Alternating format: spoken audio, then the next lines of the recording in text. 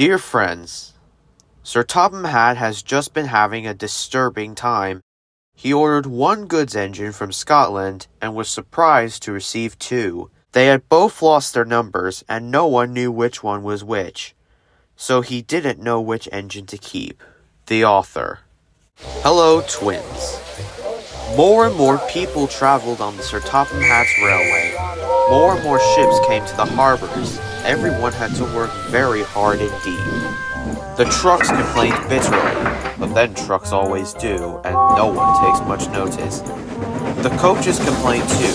No sooner had they arrived with one train than they had to go out again with fresh passengers as another. "We don't know whether we're coming or going," they protested.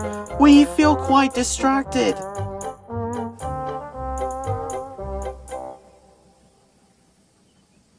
"No one can say," grumbled Henry, "that we're afraid of hard work, but—" "We draw the line at goods trains," finished Gordon. "Dirty trucks, dirty sidings, ugh," put in James. "What are you boiler aching about?"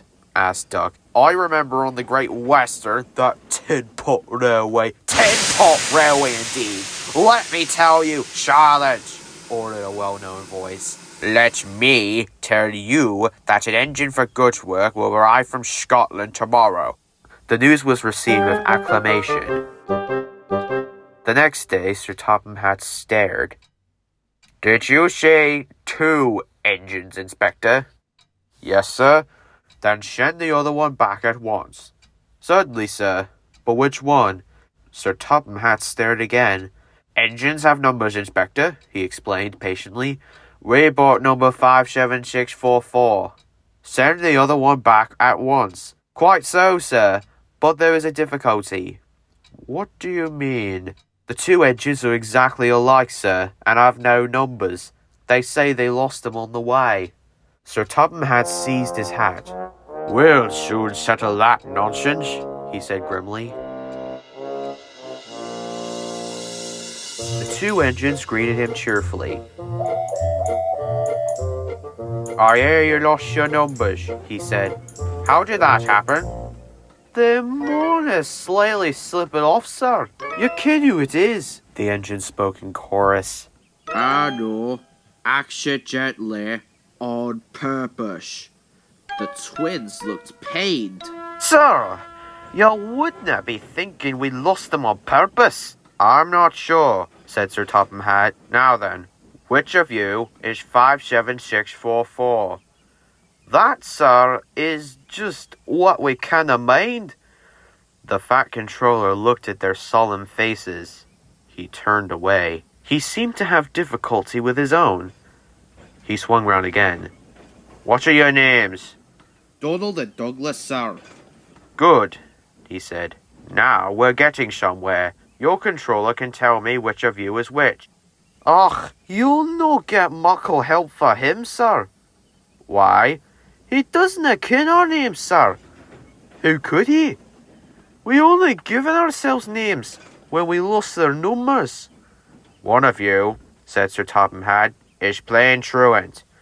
I shall find him out and send him home. Inspector," he ordered, "give these engines numbers and then set them to work." He walked sternly away. Soon workmen came to give the twins their numbers. Donald was 9 and Douglas 10. When the men went away, they were left alone. "You may have noticed, Dougie, that yon painters forgot something." "What did they forget?" "They painted blue new numbers on our tenders, but they paint none on us." Donald winked broadly at his twin. "You mean," grinned Douglas, "that we could—" "Just that," chuckled Donald. "Hold your wish. Here's the controller." "Now, Donald and Douglas," smiled Sir Topham Hatt, "here's Duck. He'll show you round before you start work." The twins enjoyed themselves and were soon friends with Duck. They didn't mind what they did. They tackled goods trains and coaches easily, for once the twins had shunted them, trucks knew better than to try any tricks. "We like it fine here," said Donald. "That's good," smiled Duck. "But take my tip. Watch out for Gordon, Henry, and James. They're sure to try some nonsense. Didn't fuss yourself, chuckled Douglas. We'll soon settle them. Donald and Douglas had deep-toned whistles. They sound like buses, said Gordon. Or ships, sniggered Henry. Tugboat Annie, laughed Gordon. Ha ha ha. Donald and Douglas cruised quietly up, one on each side. You wouldn't be making fun of us, would you? Asked Donald.